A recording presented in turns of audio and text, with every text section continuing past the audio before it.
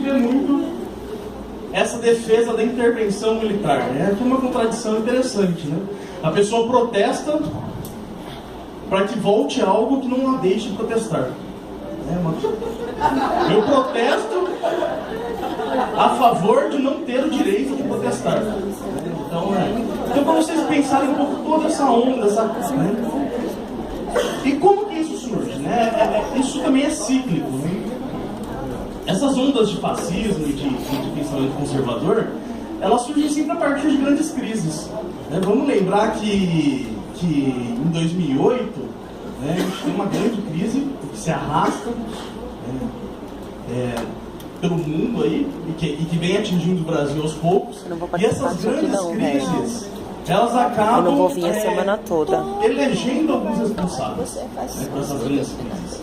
Eu não venho. Se a gente vê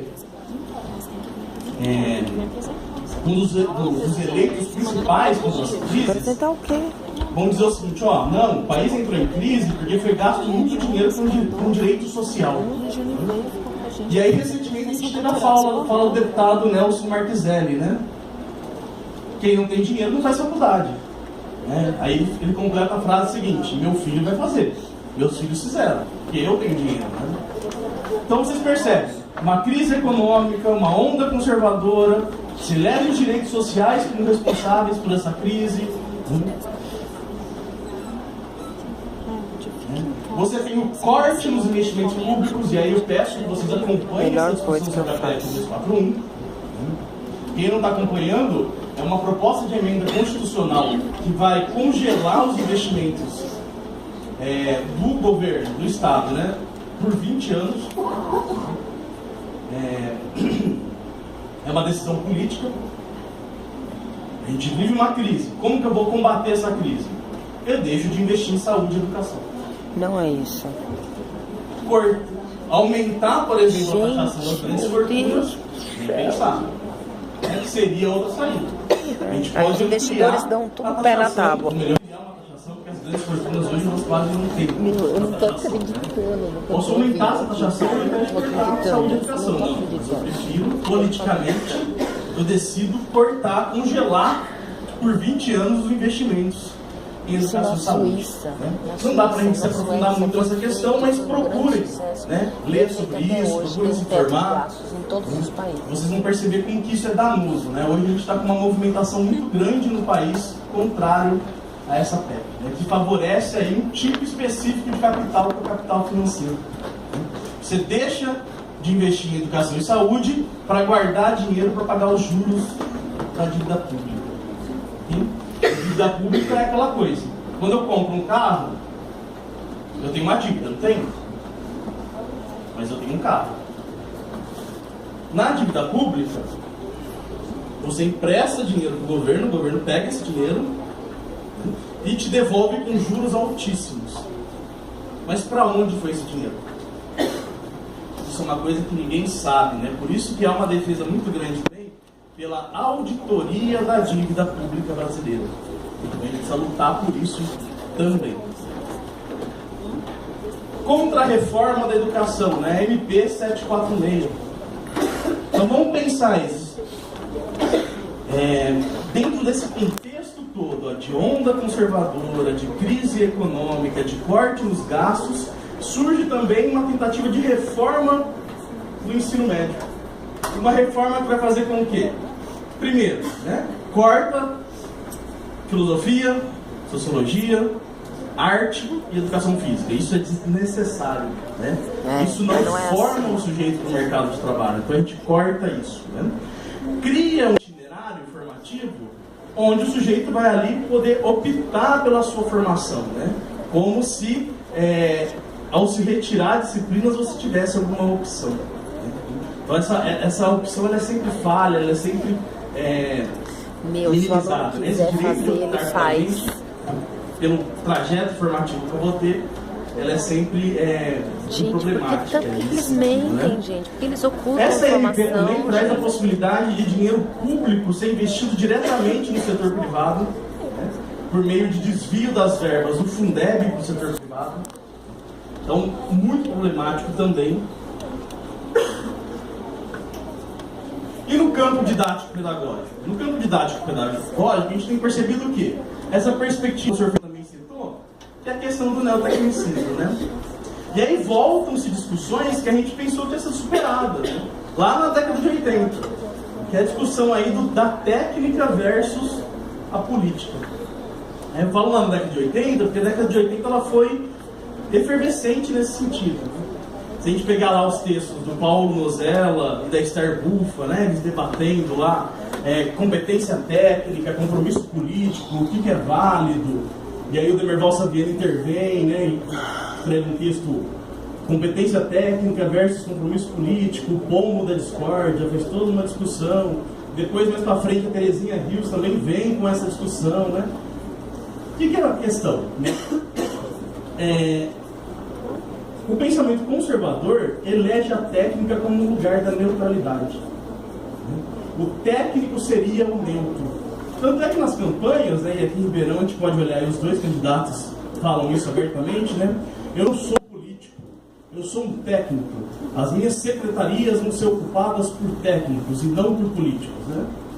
Como se a técnica fosse desvinculada da política. Como se fosse possível desvincular qualquer coisa da posição política. A política aqui, pessoal, é no sentido de projeto de sociedade. Né? Se eu perguntar para qualquer um de vocês, todos vocês pensam numa forma, um jeito de organizar a sociedade. Ou seja, todos vocês têm um pensamento político. Né? Essa forma como a gente pensa em organizar a sociedade, ela vai influenciar em todas as nossas atividades. Por isso que nenhuma técnica é neutra. Toda a sua ação é voltada para o seu projeto de sociedade. Né? Quando a gente pensa lá na PEC 241, né? Você tem uma decisão técnica, não é? Congelar os investimentos por 20 anos é uma decisão técnica, defendida por economistas famosos.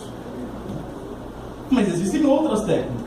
Existem outras técnicas, como eu disse para vocês, taxar as grandes fortunas, também defendida por economistas tão ou mais competentes que esses que defendem a PEC 241.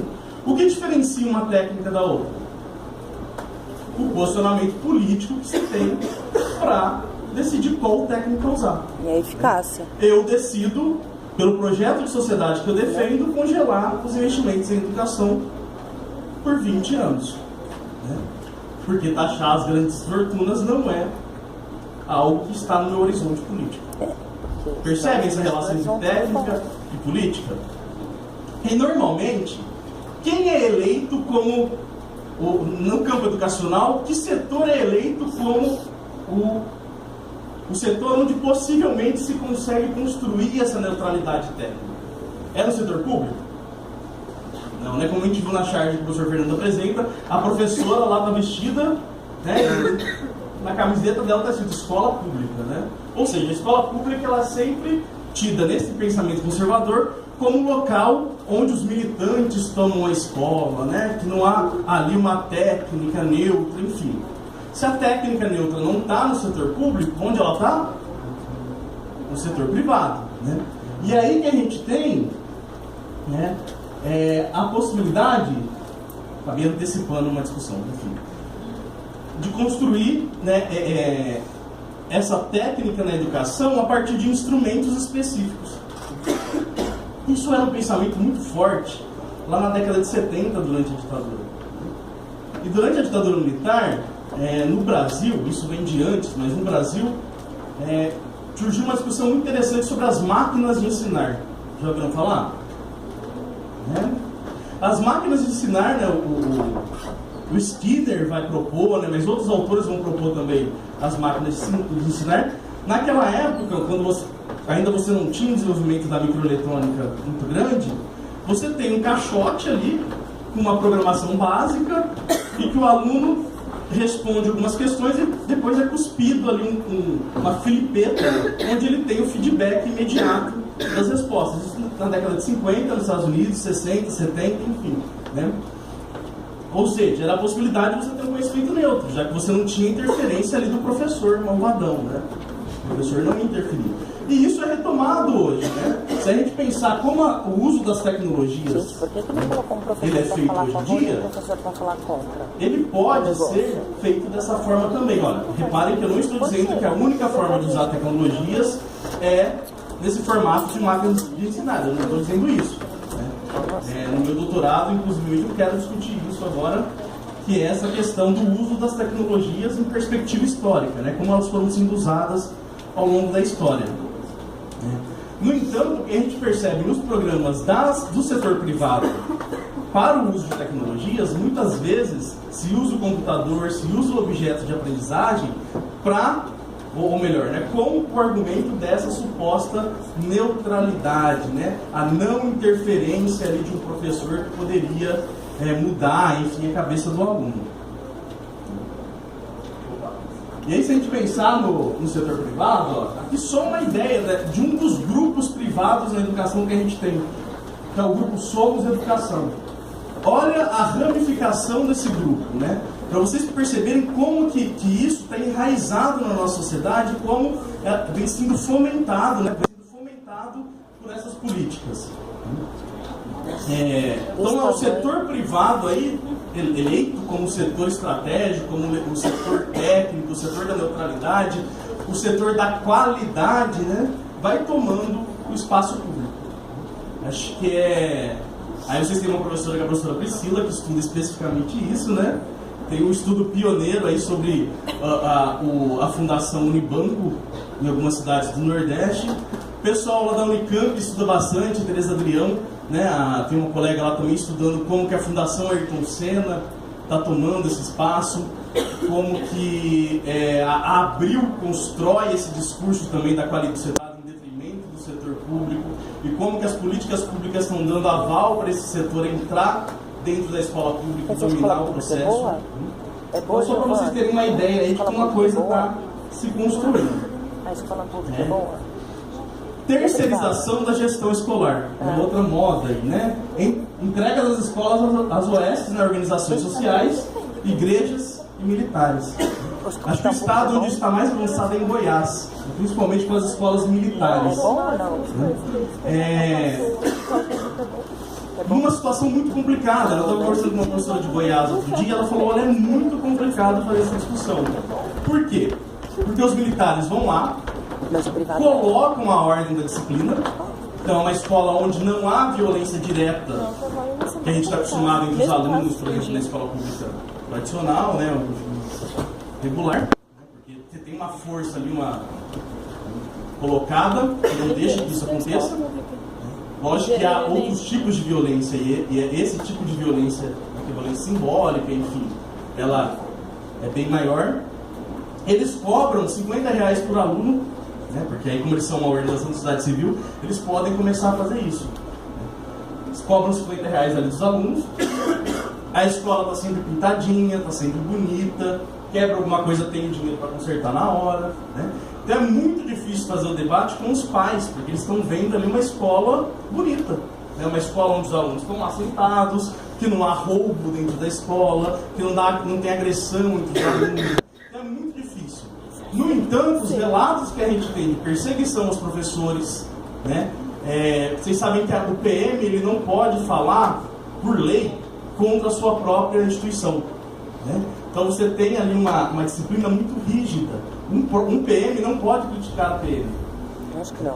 Por lei isso, né? Então você tem toda uma rigidez ali, onde você acaba com a possibilidade de qualquer pluralismo de ideias, né? Você tem um ente ali que mantém essa disciplina de uma forma que impossibilita você fazer discussões aprofundadas. Os movimentos que a gente tem visto, é impossível você ter movimentos numa escola militarizada, né? Não pode ocupar a escola. E aí a gente vê o seguinte quadro, né? As políticas neoliberais aí na educação. Apesar de ter gente que acha que não existe mais neoliberalismo, né? Não pode ocupar a escola. Então olha só, a gente tem uma onda conservadora aliançada a políticas neoliberais, né? Que por um lado prega uma descentralização, a entrega da gestão das escolas às organizações privadas, e por outro lado uma centralização, O controle do trabalho docente por meio de apostilas, de tecnologias, de avaliação.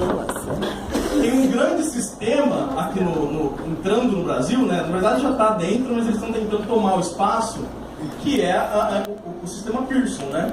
Que tem um contrato com os Estados Unidos de mais de 5 bilhões de dólares. O negócio travou aqui. E eles vieram para o Brasil e o principal trabalho deles é criar parâmetros